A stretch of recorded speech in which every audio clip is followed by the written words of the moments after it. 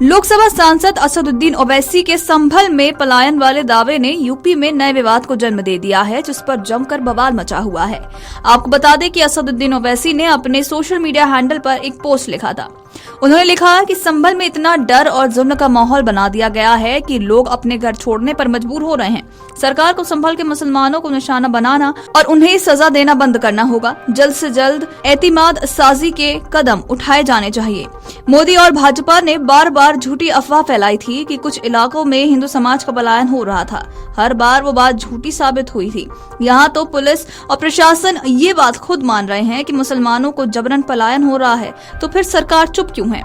बता दें कि ओवैसी के बयान पर कल्कीधाम के पीठाधीश्वर पूर्व कांग्रेस नेता आचार्य प्रमोद कृष्णम ने तीखी प्रतिक्रिया दी है। उन्होंने कहा कि संभल से पलायन की बात झूठ है, यहाँ से सिर्फ अपराधी फरार हुए हैं। गौरतलब है कि संभल में पिछले साल जामा मस्जिद के सर्वे के दौरान हिंसा भड़क गई थी, जिसमें 4 लोगों ने अपनी जान गंवाई।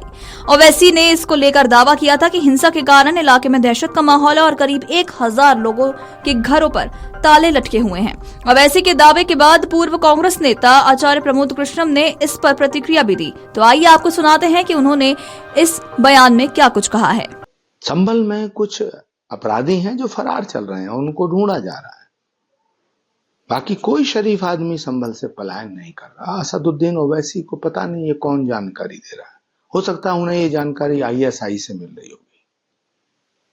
असदुद्दीन ओवैसी साहब को मैं गुजारिश करना चाहूंगा कि वो संभल के लोगों के पलायन की फिक्र ना करें। संभल में बहुत सुकून है। अगर पलायन करना ही है तो खुद पलायन कर जाएं, कहीं भी कर जाएं। पाकिस्तान चले जाएं, तालिबान चले जाएं, सीरिया चले जाएं। और अगर वहां जाने का कोई खर्चे का इशू है तो कल्कीधाम की तरफ से उनके खर्चे का इंतजाम भी करा दिया जाएगा। इस देश को बख्शें, मेहरबानी करें इस मुल्क पे। क्यों दीवारें खड़ी करते हैं? संभल में कोई पलायन नहीं हो रहा है।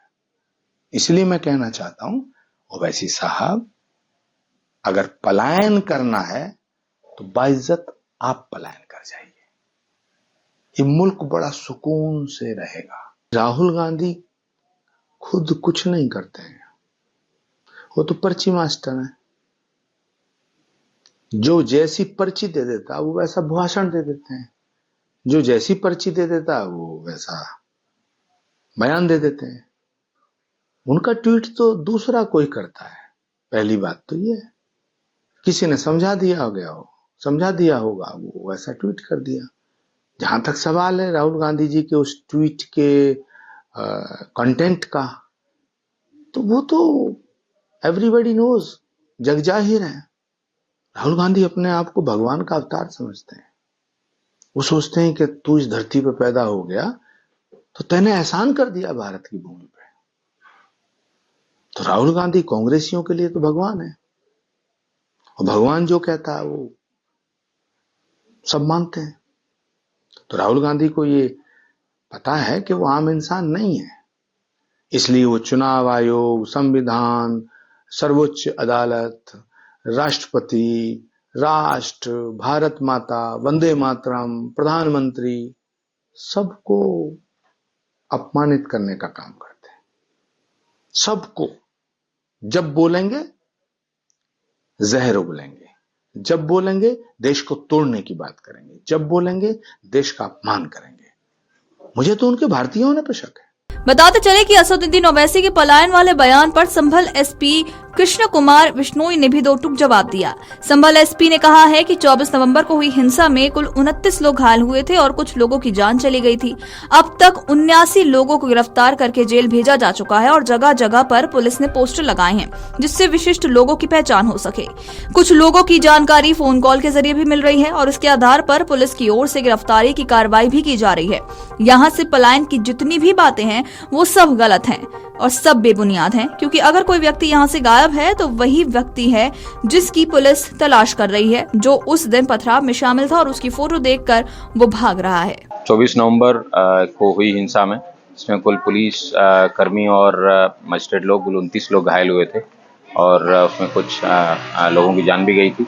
उसमें अभी तक 79 लोगों को गिरफ्तार करके जेल भेजा जा चुका है और पुलिस द्वारा पोस्टर भी लगाए गए हैं, जिसके माध्यम से यूनिक लोगों की उनकी पहचान भी हो सके। कुछ लोगों की सूचना फ़ोन के माध्यम से, सीजीयू माध्यम से प्राप्त भी हो रही है। उसी के आधार पे गिरफ्तारी की कार्रवाई भी है वो पुलिस द्वारा की जा रही है।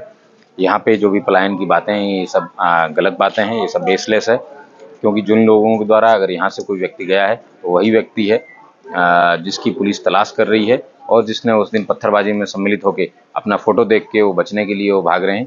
अन्यथा यहाँ पे इस तरीके का कोई स्थिति नहीं है। आप स्वयं मौके पे जाके इसको वेरीफाई कर सकते हैं। अमर उजाला जीवांजलि के सारथी की मदद लें और महाकुंभ में स्नान जरूर करें।